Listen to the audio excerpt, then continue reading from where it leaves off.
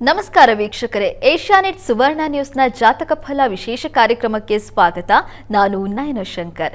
ಇವತ್ತು ಶಿವರಾತ್ರಿ ವ್ರತ ಇದೆ. ಹಿಂದೂ ಧರ್ಮಗಳಲ್ಲಿ ಅತ್ಯಂತ ಪವಿತ್ರವಾದಂಥ ದಿನ ಅಂತಾನೆ ಹೇಳ್ಬೋದು. ಯಾಕಂದ್ರೆ ಇವತ್ತು ಶಿವ ಲಿಂಗ ರೂಪದಲ್ಲಿ ಪ್ರಕಟವಾದಂಥ ದಿನ. ಶಿವ ತಾಂಡವ ಅಂತ ಏನ್ ಕರಿತೀವಿ ಅದು ಕೂಡ ನಡೆದಿದ್ದು ಇವತ್ತೇ ಅಂತ ನಂಬಲಾಗುತ್ತೆ. ಹಾಗಾದ್ರೆ ಈ ದಿನದ ವಿಶೇಷತೆ ಏನು, ಇವತ್ತು ಯಾವ ರೀತಿಯಾಗಿ ವ್ರತವನ್ನ ಆಚರಣೆ ಮಾಡಬೇಕು, ದ್ವಾದಶ ರಾಶಿಗಳ ಫಲಾಫಲ ಹೇಗಿದೆ, ಎಲ್ಲವನ್ನ ಇವತ್ತು ನೋಡ್ತಾ ಹೋಗೋಣ. ಇದೀಗ ನಮ್ಮ ಜೊತೆ ಖ್ಯಾತ ಜ್ಯೋತಿಷಿಗಳಾಗಿರುವಂತ ಶ್ರೀಕಂಠ ಶಾಸ್ತ್ರಿಗಳಿದ್ದಾರೆ. ಬನ್ನಿ ಅವರನ್ನ ಕಾರ್ಯಕ್ರಮಕ್ಕೆ ಸ್ವಾಗತಿಸೋಣ. ಶಾಸ್ತ್ರಿಗಳೇ, ಕಾರ್ಯಕ್ರಮಕ್ಕೆ ಸ್ವಾಗತ. ನಮಸ್ಕಾರ ಶಾಸ್ತ್ರಿಗಳೇ, ಇವತ್ತು ಶಿವರಾತ್ರಿ ಇದೆ. ಈ ಪವಿತ್ರ ದಿನದ ವಿಶೇಷತೆಯನ್ನ ತಿಳಿಸ್ಕೊಡೋದಾದ್ರೆ. ಶ್ರೀ ಗುರುಭ್ಯೋ ನಮಃ. ಹರಿ ಓಂ. ಮೂರ್ತಿತ್ವೇ ಪರಿಕಲ್ಪಿತ ಶಶಿಭೃತೌ ವರ್ತ್ಮ ಪುನರ್ಜನ್ಮನ ಮಾತ್ಮೇತ್ಯಾತ್ಮವಿದಾಂ ಕರ್ತುಶ್ಚೇಚಿತಾಂ ಭರ್ತ ಅಮರ ಜ್ಯೋತಿಷಾಂ ಲೋಕಾನಾಂ ಪ್ರಳಯೋದ್ಭವ ಸ್ಥಿತಿ ವಿಭಶ್ಚಾನೇಕಧಾ ಶ್ರಿತೌ ವಾಚನ್ನ ಸದದಾತ್ಮನೇಕ ಕಿರಣ ತ್ರೈಲೋಕ್ಯ ದೀಪೋರಭಿ. ಸಮಸ್ತ ವೀಕ್ಷಕರಿಗೆ ಶುಭೋದಯ, ಶುಭ ಬೆಳಗು. ಈ ದಿನದ ವಿಶೇಷತೆ ತಮ್ಮೆಲ್ಲರಿಗೂ ಈಗಾಗಲೇ ಗೊತ್ತಾಗಿದೆ. ಶಿವರಾತ್ರಿ. ಇದರ ಶಿವನ ಮಹತ್ವತೆಯನ್ನು ತಿಳಿಯುವ ಪೂರ್ವದಲ್ಲಿ ಈ ಹೊತ್ತಿನ ಪಂಚಾಂಗವನ್ನು ಗಮನಿಸಿಕೊಳ್ಳೋಣ. ಶ್ರೀ ವಿಶ್ವಾವಸು ಸಂವತ್ಸರ, ಉತ್ತರಾಯಣ, ಶಿಶಿರ ಋತು, ಮಾಘ ಮಾಸ, ಕೃಷ್ಣ ಪಕ್ಷವಾಗಿದೆ. ಈ ದಿವಸ ಭಾನುವಾರವಾಗಿರತಕ್ಕಂಥದ್ದು. ತ್ರಯೋದಶಿ ತಿಥಿ, ಉತ್ತರಾಷಾಢ ನಕ್ಷತ್ರ. ಈ ದಿವಸ ಶಿವರಾತ್ರಿ. ನಮ್ಮ ಭಾರತೀಯ ಸಂಸ್ಕೃತಿಯಲ್ಲಿ ಎಷ್ಟು ವ್ರತಗಳಿದ್ದಾವೆ. ಒಂದೊಂದು ವ್ರತದಲ್ಲೂ ಒಂದೊಂದು ಫಲವನ್ನು ನಾವು ಪಡಿತಾ ಹೋಗ್ತೇವೆ. ಈಗ ಸಿದ್ಧಿವಿನಾಯಕ ವ್ರತ ಅಂತಂದರೆ ಅಲ್ಲಿ ವಿದ್ಯೆ ಪ್ರಧಾನವಾದದ್ದು. ಸ್ವರ್ಣಗೌರಿ ವ್ರತ ಅಂತಂದರೆ ಸೌಮಂಗಲ್ಯ ಪ್ರಧಾನವಾಗಿರ್ತಕ್ಕಂಥದ್ದು. ಈ ವರಮಹಾಲಕ್ಷ್ಮಿ ಅಂತಂದರೆ ಸಂಪತ್ತು ಅಲ್ಲಿ ಪ್ರಧಾನವಾಗಿರ್ತಕ್ಕಂಥದ್ದು. ಹೀಗೆ ಒಂದೊಂದು ವ್ರತಕ್ಕೂ ಒಂದೊಂದು ರೀತಿಯ ಫಲವನ್ನು ಹೇಳಿದೆ ಶಾಸ್ತ್ರ. ಆದರೆ ಶಿವರಾತ್ರಿ ಇದೆಯಲ್ಲ, ಇದು ಒಂದು ರೀತಿಯಲ್ಲಿ ಹಲವು ಫಲಗಳನ್ನು ಒಳಗೊಂಡ ಒಂದೇ ವ್ರತ. ಏಕವ್ರತದಲ್ಲಿ ಒಂದು ವೃಕ್ಷದಲ್ಲಿ ಹೇಗೆ ಒಂದು ಮಾವಿನ ಮರವನ್ನು ನೋಡಿದ್ರೆ ಒಂದೇ ವೃಕ್ಷ, ಆದರೆ ಅದರ ಫಲಗಳು ಟೊಂಗೆಗೂ ವ್ಯಾಪಿಸಿಕೊಂಡಿರುತ್ತೆ. ಆ ರೀತಿಯಲ್ಲಿ ತೆಗೆದಷ್ಟು ಫಲಗಳು ಒಬ್ಬ ವ್ಯಕ್ತಿಗೆ ಸಮೃದ್ಧವಾಗುವ ಹಾಗೆ. ಆ ರೀತಿಯಲ್ಲಿ ಪ್ರತಿಯೊಬ್ಬ ವ್ಯಕ್ತಿಗೂ ಏಕವೃಕ್ಷದಲ್ಲಿ ಹಲವು ಫಲಗಳನ್ನು ಕೊಡ್ತಕ್ಕಂಥ ಒಂದು ಯಾವುದಾದ್ರೂ ವ್ರತ ಇದೆಯಾ ಅಂತಂದರೆ ಅದು ಈ ಶಿವರಾತ್ರಿ. ಅಲ್ಲಿ ಶ್ರೀಕಾಮ, ಆಯುಷ್ಕಾಮ, ಪುಷ್ಟಿಕಾಮ, ತುಷ್ಟಿಕಾಮ, ಆರೋಗ್ಯಕಾಮ, ಪಾಪ ನಿವೃತ್ತಿ, ಪಾಪಕ್ಷಯ ಆಗ್ತಕ್ಕಂಥದ್ದು. ಹೀಗೆ ಒಂದಲ್ಲ ಹಲವು ಬಗೆಯ ಫಲಗಳನ್ನು ಕೊಡ್ತಕ್ಕಂಥ ಒಂದೇ ಒಂದು ವ್ರತ, ಅದು ಈ ಮಹಾಶಿವರಾತ್ರಿ. ಶಿವ ಅಂದ್ರೇ ಮಂಗಳ ಅಂತ ಅರ್ಥ. ಬದುಕಿಗೆ ಬೇಕಾಗಿರತಕ್ಕಂಥ ಮಂಗಳ ಫಲ ಅದು ಶಿವನಿಂದ ಸಿಗುತ್ತೆ. ಅದು ನೀವು ಹುಟ್ಟಿದ ಆರಭ್ಯ ಅಂತ್ಯದವರೆಗೆ ಯಾವ ವಯಸ್ಸಿನಲ್ಲಿ ಯಾವ್ಯಾವ ಫಲ ಬೇಕು ಆ ಎಲ್ಲ ಫಲಗಳನ್ನು ಈ ಶಿವರಾತ್ರಿ ಎನ್ನುವ ಒಂದೇ ಒಂದು ಸಾಧನದಿಂದ, ಆರಾಧನೆಯಿಂದ ಅಷ್ಟು ಫಲಗಳನ್ನು ಪಡೆಯಬಹುದು. ಅದನ್ನೆಲ್ಲ ರುದ್ರಪ್ರಶ್ನ ಅಂತಕ್ಕಂಥ ಭಾಗದಲ್ಲಿ ತುಂಬ ವಿಸ್ತಾರವಾದ ಅದರ ಫಲಗಳು ಎಷ್ಟು ಅಡಕವಾಗಿದೆ ಅಂತ ನಮಗೆ ಅಡುಗೆ ಮನೆಯಲ್ಲೇ ತಯಾರಾಗುತ್ತಲ್ಲ, ಒಂದು ರಸಪಾಕವಾದ ಒಂದು ಸಾರು ತಯಾರಾಗಿರುತ್ತೆ. ಅದರಲ್ಲಿ ಏನೆಲ್ಲ ಸೇರಿಕೊಂಡಿರುತ್ತೆ ಆ ರುಚಿ ಬರಲಿಕ್ಕೆ. ನೀರಿನಿಂದ ಮೊದಲುಗೊಂಡು ಬೇಳೆ, ಖಾರದ ಪುಡಿ, ಉಪ್ಪು, ಹುಣಸೆ ಹಣ್ಣು, ಹೀಗೆ ಹಲವು ಅಂಶಗಳು ಒಳಗೊಂಡು ಒಂದು ರಸವಾದ ಪಾಕ ತಯಾರಾಗಿರುತ್ತೆ. ಒಂದು ಹೋಳಿಗೆ ತಯಾರಿಸುವಾಗ ಮೈದವೋ ಅಥವಾ ಇನ್ಯಾವುದರಿಂದನೋ ತಯಾರಿ ಮಾಡ್ತಕ್ಕಂಥದ್ದು, ಅಲ್ಲಿಂದ ಹಿಡಿದು ಅದು ಹೂರಣ ತುಂಬಿ ಬೆಂದು ತಟ್ಟೆಗೆ ಸಿದ್ಧವಾಗುವ ವೇಳೆಗೆ ಅದು ಒಂದು ಪರಿಪೂರ್ಣವಾದ ಒಂದು ಸಿಹಿ ಪದಾರ್ಥ ಸಿದ್ಧವಾಗಿರುತ್ತಲ್ಲ, ಆ ರೀತಿಯಲ್ಲಿ ನೋಡಲಿಕ್ಕೆ ಒಂದೇ, ಆದರೆ ಅದರೊಳಗೆ ಏನೇನೋ ವಿಶೇಷವಾದದ್ದು ಸೇರಿಕೊಂಡು ಒಂದು ಪಾಕ ಸಿದ್ಧವಾಗಿರುತ್ತೆ ನೋಡಿ. ಆ ರೀತಿಯಲ್ಲಿ ಒಂದು ರುದ್ರಪ್ರಶ್ನ ಅಥವಾ ಒಂದು ಶಿವರಾತ್ರಿ ಅಂತಕ್ಕಂಥದ್ದು ಹಾಗೆ ಹಲವು ಫಲಗಳನ್ನು ಸೇರಿಕೊಂಡು ಅದೇ ಒಂದು ವಿಶೇಷ ರುಚಿಯಾದ ಸವಿಯಾದ ಒಂದು ಸಾಧನ ಮಾರ್ಗವಾಗಿಬಿಟ್ಟಿದೆ ನಮ್ಮ ಬದುಕಿಗೆ. ಅಂಥದ್ದು ಶಿವರಾತ್ರಿ. ಯಾಕೆ ಇಷ್ಟು ಮಹತ್ವವನ್ನು ಒಳಗೊಂಡಿದೆ ಅಂದರೆ ಅದರ ಪೂರ್ಣ ಯಾರಪ್ಪ ಅಂದರೆ ಅದು ಪರಮೇಶ್ವರನಾಗಿದ್ದಾನೆ. ಆ ಕಾರಣದಿಂದಾಗಿ ಒಂದು ಸಲ ತಮ್ಮೆಲ್ಲರಿಗೂ ಕಥೆ ಗೊತ್ತಿದೆ, ಸುಮ್ಮನೆ ನೆನಪು ಮಾಡಿಕೊಳ್ಳೋಣ ಈ ಸಂದರ್ಭದಲ್ಲಿ. ವಿಷ್ಣುವಿಗೂ ಬ್ರಹ್ಮನಿಗೂ ಒಂದು ಸಲ ತಗಾದೆ ಏರ್ಪಾಡಾಯಿತು, ಯಾರು ಹಿರಿಯರು ಅಂತ. ಜ್ಞಾನದಲ್ಲಿ, ಅರಿವಿನಲ್ಲಿ ಯಾರು ಹಿರಿಯರು ಅಂತ. ಅದಕ್ಕೆ ಒಂದು ಯಾರು ಹಿರಿಯರು ಅಂತ ಹೇಳಬೇಕಲ್ಲ. ಅದಕ್ಕಾಗಿ ಒಬ್ಬ ನ್ಯಾಯಾಧೀಶಯುತ ಶಕ್ತಿ ಒಂದು ಪ್ರಕಟವಾಗಿ ಎದ್ದು ನಿಲ್ತು. ಅಗ್ನಿಸ್ತಂಭ ಹೇಳಿತು, ಇದು ಆದಿ ಅಂತ್ಯಗಳನ್ನು ನಿಮ್ಮಿಬ್ಬರಲ್ಲಿ ಯಾರು ಕಂಡುಹಿಡಿತಾರೋ ಅವರು ಶ್ರೇಷ್ಠ ಅಂತ ಭಾವಿಸೋಣ. ಹೀಗಾಗಿ ಆದಿ ಅಂತ್ಯಗಳನ್ನು ಹುಡುಕಾಡಿ ಅಂತ. ವಿಷ್ಣು ಅದರ ತಳವನ್ನು ಕುರಿತು ಹೊರಟ, ಚತುರ್ಮುಖ ಬ್ರಹ್ಮ ಅದರ ತುದಿಯನ್ನು ಕುರಿತು ಹೊರಟ. ಇಬ್ಬರಿಗೂ ಕಥೆ ವಿಸ್ತಾರವಾಗಿದೆ, ನಿಮಗೆಲ್ಲ ಗೊತ್ತಿರೋದ್ರಿಂದ ನಾನು ಅದನ್ನು ಹೆಚ್ಚಾಗಿ ವಿಸ್ತರಿಸ್ತಾ ಇಲ್ಲ. ಯಾಕೆಂದರೆ ಬೇರೆ ವಿಚಾರಗಳನ್ನು ಸ್ವಲ್ಪ ಮಾತಾಡೋಕ್ಕಿದೆ. ಆ ಕಾರಣದಿಂದಾಗಿ ಇಬ್ಬರಿಗೂ ಆದಿ ಅಂತ್ಯಗಳು ಸಿಗಲಿಲ್ಲ. ಕೊನೆಗೆ ಆ ಶಕ್ತಿ ಪ್ರಕಟವಾಯಿತು. ಶಿವ ಅಗ್ನಿಸ್ತಂಭದಲ್ಲಿ ಪ್ರಕಟವಾಯಿತು. ಇದು ಆದಿ ಅಂತ್ಯಗಳನ್ನು ಮೀರಿದಂಥದ್ದು ಅರಿವು ಅಂತಕ್ಕಂಥದ್ದು. ಹೀಗಾಗಿ ಅದು ಎಲ್ಲಿದೆಯಪ್ಪ ಅಂತಂದರೆ ಈ ಅಗ್ನಿಸ್ತಂಭದಲ್ಲಿ ಸೇರ್ಕೊಂಡು ಬಿಟ್ಟಿದೆ. ಇದು ವಿಶೇಷವಾದ ಜ್ಞಾನಶಕ್ತಿ. ಇದನ್ನು ತಿಳ್ಕೊಳ್ಳಿ ಕಷ್ಟ ಅನ್ನೋದು ಪ್ರಕಟವಾದ ದಿವಸ ಅದೇ ಶಿವರಾತ್ರಿ. ಅಗ್ನಿಸ್ವರೂಪದಲ್ಲಿ, ಅಗ್ನಿಸ್ತಂಭದಲ್ಲಿ ಅವನು ಪ್ರಕಟಗೊಂಡನಲ್ಲ, ಅದು ಬರೀ ಏನೋ ಒಂದು ಸ್ತಂಭ ಅಲ್ಲ, ಅರಿವನ್ನು ತುಂಬಿಕೊಡ್ತಕ್ಕಂಥ ವಿಶೇಷವಾದ ಆದಿ ಅಂತ್ಯಗಳೇ ಇಲ್ಲದಂಥ ಒಂದು ವಿಶೇಷ ಸ್ತಂಭ, ಒಂದು ವಿಶೇಷ ಶಕ್ತಿ. ಚತುರ್ಮುಖ ಬ್ರಹ್ಮನಿಗೂ ಆತ ತಿಳಿ ಹೇಳ್ದ, ಈ ಅರಿವು ಅಂತಕ್ಕಂಥದ್ದು ಎಟುಕಲಾರದ್ದು, ಎಣಿಕೆ ಮಾಡಲಿಕ್ಕಾಗಲಾರದು. ಹೀಗಾಗಿ ಇದರ ತುದಿ ಎಲ್ಲಿದೆ ಅಂತ ನಿನಗೂ ತಿಳ್ಕೊಳ್ಳಿಕ್ಕಾಗಲಿಲ್ಲ. ವಿಷ್ಣು ಅದು ಎಲ್ಲಿಂದ ಹೊರಟಿದೆ ಅಂತ ತಿಳ್ಕೊಳ್ಳಿಕ್ಕೂ ಆತನಿಗೂ ಆಗಲಿಲ್ಲ. ಅಂದರೆ ಸೃಷ್ಟಿಕರ್ತನಿಗೂ ಸೃಷ್ಟಿಕರ್ತನಾಗಿರ್ತಕ್ಕಂಥ ಚತುರ್ಮುಖ ಬ್ರಹ್ಮ ಹಾಗೂ ಆ ಮಹಾವಿಷ್ಣು ಅವರಿಗೂ ತಿಳಿಯದ ಒಂದು ವಿಶೇಷವಾದ ಶಕ್ತಿ ಯಾವುದು ಅಂದರೆ ಅದು ಶಿವ. ಅದನ್ನು ಬ್ರಹ್ಮನ್ ಅಂತ ಕರೀತಾರೆ. ಅದು ಈ ಅಗ್ನಿ ಸ್ವರೂಪದಲ್ಲಿ ಪ್ರಕಟವಾದಂಥದ್ದು. ಅದಕ್ಕೆ ಆಕಾರ ಇಲ್ಲ, ರೂಪ ಇಲ್ಲ, ಬಣ್ಣ ಇಲ್ಲ, ರುಚಿ ಇಲ್ಲ. ಅದು ಹೇಗಿದೆಯಪ್ಪ ಅಂತಂದರೆ ವರ್ಣಿಸಲಿಕ್ಕೆ ಆಗಲ್ಲ. ವೇದಗಳು ಹೇಳುತ್ತೆ, ಯಥೋ ವಾಚೋ ನಿವರ್ತಂತೆ ಅಪ್ರಾಪ್ಯ ಮನಸಾ ಸಹ. ಅದು ಏನಂತ ಹೇಳಲಿಕ್ಕೆ ಹೋದರೆ ಹೇಳೋಕ್ಕಾಗ್ತಾ ಇಲ್ಲಪ್ಪ, ಮಾತು ಸೋತು ಹೋಗ್ತಾ ಇದೆ. ಹಾಗಿದೆ ಆ ಶಕ್ತಿ ಅಂತ. ವಿಶ್ವವ್ಯಾಪಕವಾಗಿ ಹರಡಿರ್ತಕ್ಕಂಥ ಎಲ್ಲ ಕಡೆಯಲ್ಲೂ ವ್ಯಾಪಿಸಿಕೊಂಡಿರ್ತಕ್ಕಂಥ ಶಕ್ತಿಯನ್ನು ಇದು ಹೀಗೆ, ಇದು ಹೀಗೆ, ಇದು ಹೀಗೆ ಅಂತ ಹೇಗೆ ಹೇಳಲಿಕ್ಕೆ ಹೋದರೆ ಅದರ ಶಕ್ತಿಯನ್ನು ಕತ್ತರಿಸಿದ ಹಾಗಾಗತ್ತೆ. ಹೀಗಾಗಿ ಅದು ಹೇಳಲಿಕ್ಕಾಗದೇ ಇರತಕ್ಕಂಥ ವಿಶೇಷವಾದ ಶಕ್ತಿ ಅನ್ನೋದನ್ನು ತೋರಿಸಿಕೊಟ್ಟದ್ದು ಈ ಒಂದು ಶಿವರಾತ್ರಿ. ಅಂಥ ಶಕ್ತಿಯನ್ನು ನಾವು ಆರಾಧಿಸ್ತೀವಿ. ನಮ್ಮ ಮಟ್ಟಿಗೆ ಸರಳವಾಗಿ ಶಿವ ಅಂತ ಅದನ್ನು ಕರೆದು ಆ ಶಿವನನ್ನು ನಾವು ಅಭಿಷೇಕದಿಂದ, ಬಿಲ್ವಾರ್ಚನೆಯಿಂದ, ಹೀಗೆ ನಮ್ಮ ಭಸ್ಮಾರ್ಚನೆಯಿಂದ ನಮಗೆ ಹೇಗೆ ತೋಚುತ್ತೋ ಆ ರೀತಿಯಲ್ಲಿ ಆ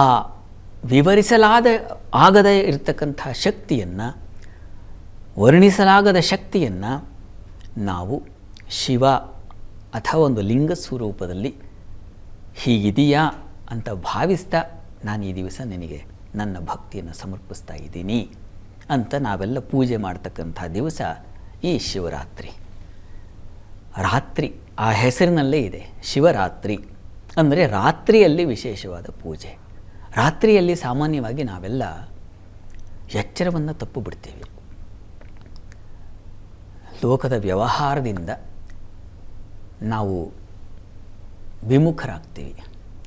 ವಿಮುಖರಾದಾಗಲೇ ನಮಗೆ ನಿಜವಾಗಿಯೂ ಶಾಂತಿ ಸಿಗ್ತಕ್ಕಂಥದ್ದು. ಲೋಕ ವ್ಯವಹಾರದಲ್ಲಿ ನಮಗೆ ಎಲ್ಲ ರೀತಿಯ ತೊಂದರೆಗಳಿದ್ದಾವೆ. ನೀವು ಪ್ರಪಂಚಮುಖಿಯಾಗಿದ್ದೀರಾ, ಹೊರಗಿನ ಮುಖಕ್ಕೆ ನೀವು ಇಂದ್ರಿಯಗಳ ಮೂಲಕ ಪ್ರಪಂಚವನ್ನು ನೋಡ್ತಾ ಇದ್ದೀರಾ ಅಂತಂದರೆ ದುಃಖವನ್ನು ಆಹ್ವಾನಿಸ್ತಾ ಇದ್ದೀರಾ ಅಂತ, ಕಷ್ಟವನ್ನು ನೀವು ಎದುರಿಸ್ತಾ ಇದ್ದೀರಾ ಅಂತ ಅರ್ಥ.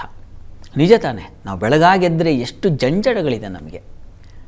ನಮ್ಮ ಮಕ್ಕಳ ಶಾಲೆಗೆ ತಯಾರು ಮಾಡುವ ಕೆಲಸವೇ ನಮಗೆ ಹಿಂಸೆ ಆಗಿಬಿಡುತ್ತೆ ಎಷ್ಟೋ ಬಾರಿ. ಅಲ್ಲಿಂದ ಹಿಡಿದು ನಮ್ಮ ಕೆಲಸ, ನಮ್ಮ ಹೆಂಡತಿ, ಮಕ್ಕಳು, ಮಗನದು ಎಲ್ಲವೂ ಹಣ ಸಂಪಾದನೆ, ಇದೆಲ್ಲ ಎಷ್ಟು ದುಃಖವನ್ನು ಕೊಡ್ತಕ್ಕಂಥದ್ದಾಗಿದೆ. ಆದರೆ ರಾತ್ರಿ ಎಲ್ಲವನ್ನು ಮರೆತು ತನ್ನಿಗೆ ನಾನೇ ಮರ್ತ್ಕೊಂಡ್ಬಿಡ್ತಕ್ಕಂಥದ್ದು ಅದು ರಾತ್ರಿ ನಿದ್ರೆ.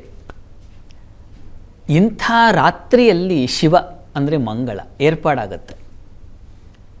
ಹೀಗಾಗಿ ನಿದ್ರೆಯಲ್ಲಿ ಬರತಕ್ಕಂಥ ಯಾವ ಪರಮ ಸಂತೋಷ ಇದೆ, ಸುಷುಪ್ತಿ ಇದೆ, ಅದನ್ನು ಎಚ್ಚರದಲ್ಲೇ ಪಡ್ಕೊಳ್ಳೋ ಪ್ರಯತ್ನ ಮಾಡಬೇಕು ನಾವು.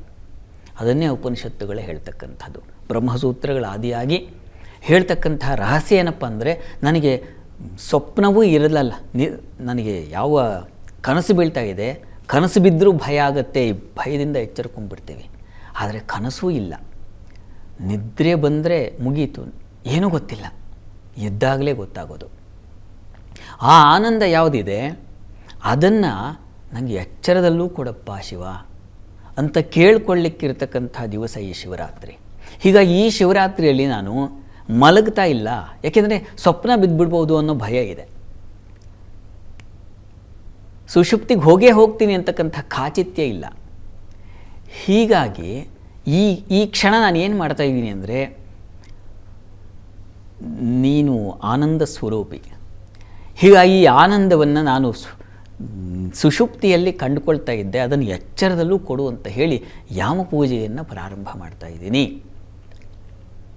ಈ ದಿವಸ 6:30ರಿಂದ ಪ್ರಾರಂಭವಾಗಿ ಬೆಳಗ್ಗೆ 6:50 ಸುಮಾರು ಅಂದಾಜು ಸಮಯ. 4 ಯಾಮಗಳು ಬರುತ್ತೆ ನಮಗೆ. ಒಂದು ಯಾಮಕ್ಕೆ 3 ಗಂಟೆಗಳ ಕಾಲ, 4 3 12.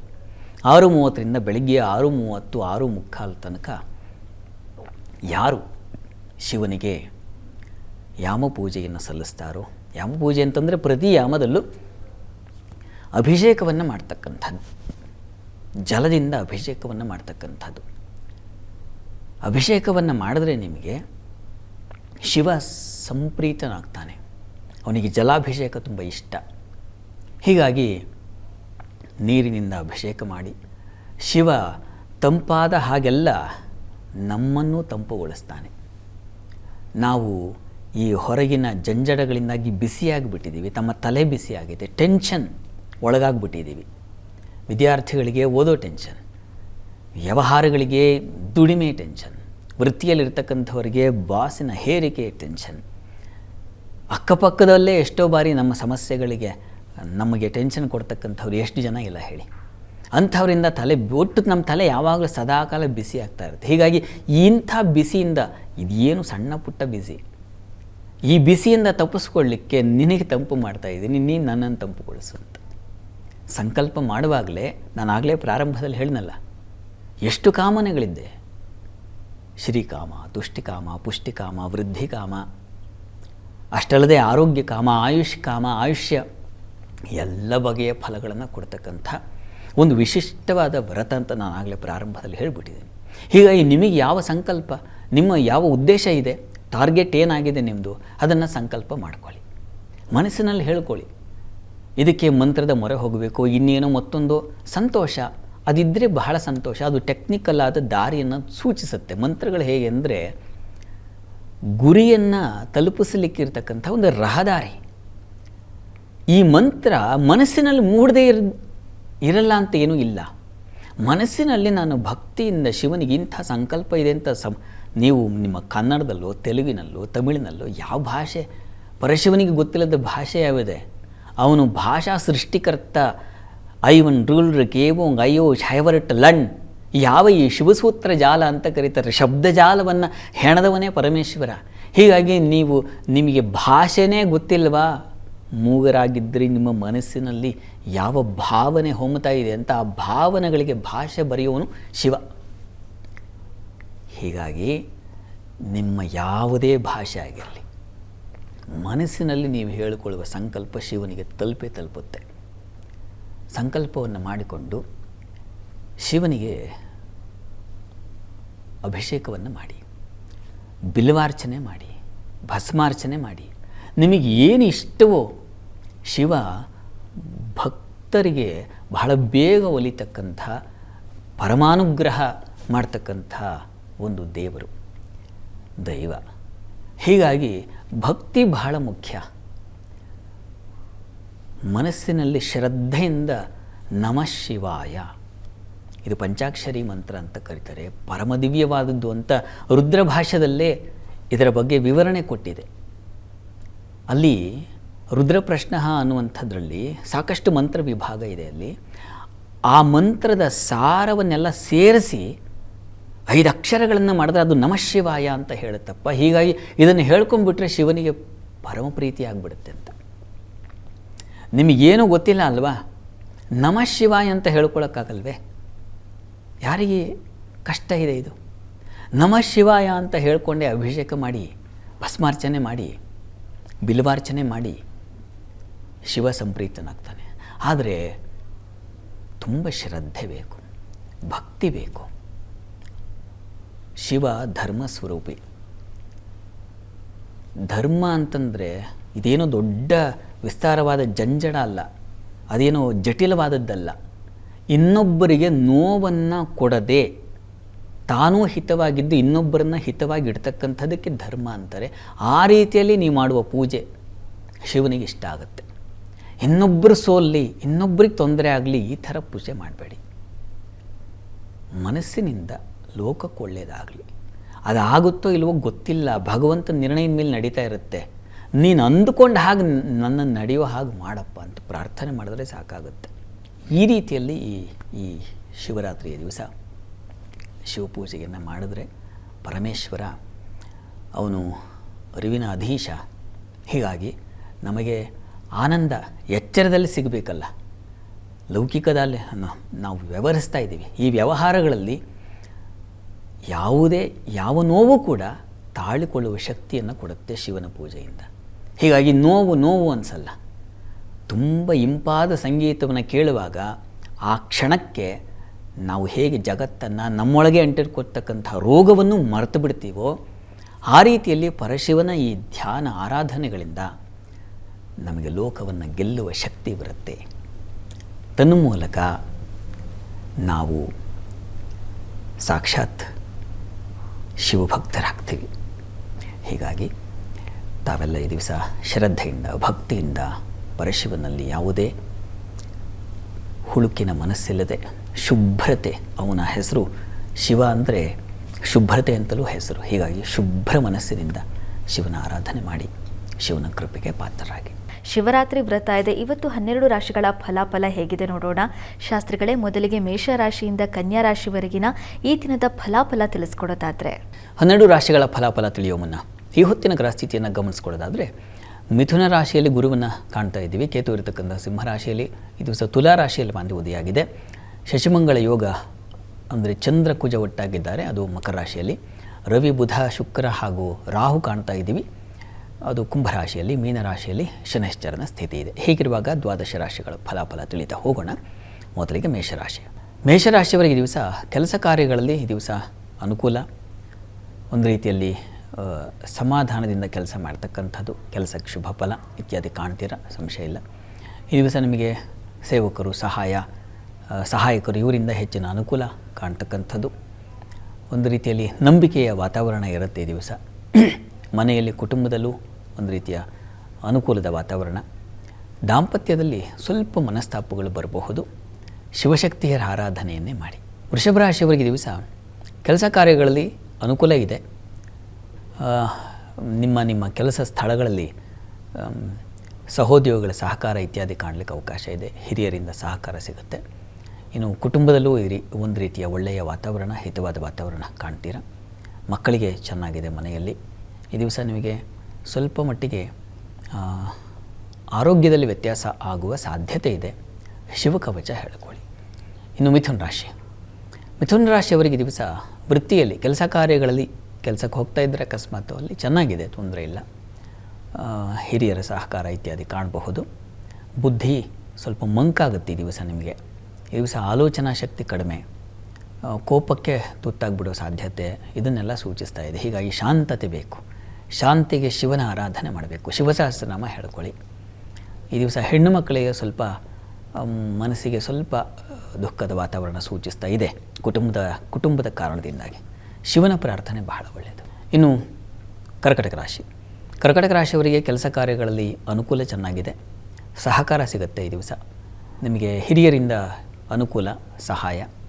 ಈ ದಿವಸ ನಿಮಗೆ ತೊಡಕೇನಪ್ಪ ಅಂದರೆ ಪ್ರಯಾಣದಲ್ಲಿ ತೊಂದರೆ ಸೂಚಿಸ್ತಾ ಇದೆ. ಹೀಗಾಗಿ ಗ್ರಾಮ ದೇವತಾ ದರ್ಶನ, ಗಣಪತಿ ಪ್ರಾರ್ಥನೆ ಮಾಡಿ. ಇನ್ನು ಸಿಂಹರಾಶಿ. ಸಿಂಹರಾಶಿಯವರಿಗೆ ಕೆಲಸ ಕಾರ್ಯಗಳಲ್ಲಿ ಅನುಕೂಲ, ಹಿರಿಯರಿಂದ ಸಹಕಾರ. ಈ ದಿವಸ ಸ್ವಲ್ಪ ಭಯದ ವಾತಾವರಣ ಇದೆ. ಶಿವ ಸನ್ನಿಧಾನದಲ್ಲಿ ರುದ್ರಾಭಿಷೇಕ ಮಾಡಿಸಿ, ಅನುಕೂಲ ಆಗುತ್ತೆ. ಕುಟುಂಬ ಸಹಕಾರ ಚೆನ್ನಾಗಿರುತ್ತದೆ. ಇನ್ನು ಕನ್ಯಾ ರಾಶಿ. ಕನ್ಯಾ ರಾಶಿಯವರಿಗೆ ಈ ದಿವಸ ಕೆಲಸ ಕಾರ್ಯಗಳಲ್ಲಿ ಅನುಕೂಲ ಚೆನ್ನಾಗಿದೆ. ಈ ದಿವಸ ದಾಂಪತ್ಯದಲ್ಲಿ ಅನ್ಯೋನ್ಯತೆ ಕಾಣಬಹುದು. ವ್ಯಾಪಾರದಲ್ಲೂ ಚೆನ್ನಾಗಿದೆ. ಈ ದಿವಸ ಸ್ವಲ್ಪ ಆಹಾರದಿಂದಾಗಿ ಉಪವಾಸ ಮಾಡಲಿಕ್ಕೆ ಹೋಗಿ ನಿಮಗೆ ಆರೋಗ್ಯ ವ್ಯತ್ಯಾಸ ಇದ್ದರೆ, ಗ್ಯಾಸ್ಟ್ರಿಕ್ ಇದ್ದವರು ಉಪವಾಸ ಇದ್ದರೆ ಕಷ್ಟ ಅಲ್ವಾ, ಸ್ವಲ್ಪ ಫಲಾಹಾರ ಇತ್ಯಾದಿ ತೊಗೊಳ್ಳೋದು ಒಳ್ಳೆಯದು. ಈ ದಿವಸ ಆಹಾರದಲ್ಲಿ ತೊಂದರೆ ಆಗಬಹುದು. ಹೀಗಾಗಿ ಅನ್ನಪೂರ್ಣೇಶ್ವರಿಗೆ ಪ್ರಾರ್ಥನೆ ಮಾಡಿ. ತುಲಾರಾಶಿ.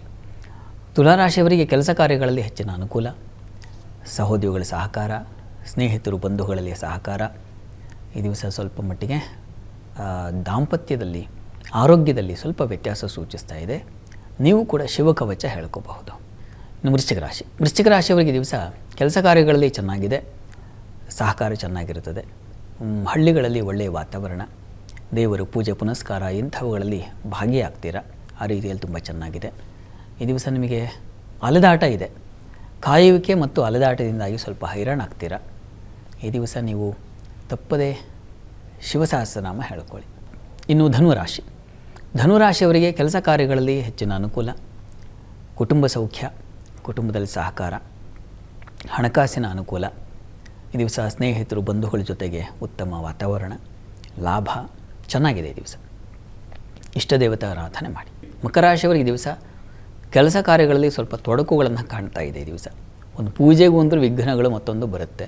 ಆದರೆ ಶ್ರೇಯಾಂಸಿ ಬಹು ವಿಘ್ನಾನಿ ಅಂತ, ವಿಘ್ನಗಳು ಬಂದರೂ ಪೂಜೆ ಬಿಡಬಾರ್ದು, ಪೂಜೆಯಲ್ಲಿ ಪಾಲ್ಗೊಳ್ಳಿ.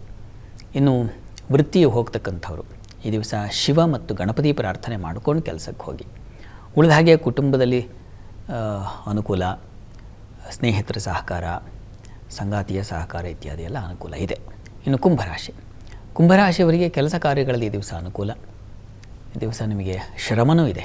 ಶ್ರಮ ಹಾಗೂ ಸ್ವಲ್ಪ ಮಟ್ಟಿಗೆ ಅನುಕೂಲ ಎರಡೂ ಕಾಣ್ತೀರಾ. ಈ ದಿವಸ ತಂದೆ ಮಕ್ಕಳಲ್ಲಿ ಸ್ವಲ್ಪ ಭಿನ್ನಾಭಿಪ್ರಾಯ ಇದೆ. ಆದರೆ ಈ ದೇವರ ಪೂಜೆ ಇವುಗಳಲ್ಲಿ ಆಸಕ್ತಿ ಇರುತ್ತೆ, ಆದರೆ ಅನುಕೂಲ ಆಗದೆ ಹೋಗ್ಬಿಡ್ತಕ್ಕಂಥ ಸಾಧ್ಯತೆ ಇದೆ. ಹೀಗಾಗಿ ನೀವು ಈ ದಿವಸ ತಪ್ಪದೇ ಗಣಪತಿ ಪ್ರಾರ್ಥನೆ ಮತ್ತು ಶಿವ ಪ್ರಾರ್ಥನೆ ನೀವು ಕೂಡ ಇವೆರಡು ಮಾಡಿ. ಇನ್ನು ಮೀನರಾಶಿ.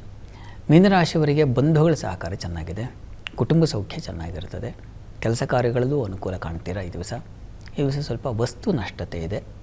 ಹೀಗಾಗಿ ಶಿವನ ಜೊತೆಗೆ ಕಾರ್ತವೀರ್ಯಾರ್ಜುನ ಸ್ಮರಣೆ ಮಾಡಿ. ಶಾಸ್ತ್ರಿಗಳೇ, ಶಿವರಾತ್ರಿಯ ವಿಶೇಷತೆ ಜೊತೆಗೆ ದ್ವಾದಶ ರಾಶಿಗಳ ಫಲಾಫಲ ತಿಳಿಸ್ಕೊಟ್ಟಿದ್ದೀರಾ. ಧನ್ಯವಾದಗಳು ಶಾಸ್ತ್ರಿಗಳೇ. ಸರ್ವೇ ಜನಾಃ ಸುಖಿನೋ ಭವಂತು, ಸಮಸ್ತ ಸನ್ಮಂಗಳಾನಿ ಭವಂತು. ಎಲ್ಲರಿಗೂ ಶುಭವಾಗಲಿ. ವೀಕ್ಷಕರೇ, ಇದಾಗಿತ್ತು ಇವತ್ತಿನ ಜಾತಕ ಫಲ ವಿಶೇಷ ಕಾರ್ಯಕ್ರಮ. ನೇರ ದಿಟ್ಟ ನಿರಂತರ ಸುದ್ದಿಗಾಗಿ ನೋಡ್ತಾ ಇರಿ ಏಷ್ಯಾನೆಟ್ ಸುವರ್ಣ ನ್ಯೂಸ್.